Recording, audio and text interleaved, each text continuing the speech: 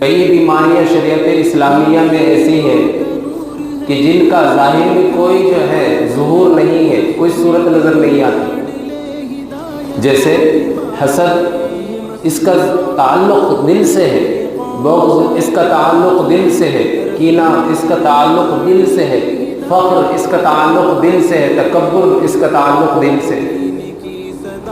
تو اصل بیماریاں دل کی بیماریاں ہیں۔ قرآن کریم کے اندر ہے نا، لَهُمْ قُلُوبٌ لَا يَفْقَهُونَ بِهَا، ان کے دل ایسے ہیں کہ وہ سمجھتے نہیں ہیں۔ تو دل کا بڑا حصہ شریعت کے اندر رکھا گیا ہے۔ تو جو شخص گواہی کے وقت میں اپنی گواہی پیش نہ کرے تو اللہ کے یہاں اس کا ظاہر گنہگار نہیں بلکہ اس کا باطن یعنی قلب گنہگار ہے، کہ اس کے دل کی بیماری اور اس کے دل کے اندر بیماری ہے۔ فی قلوبہم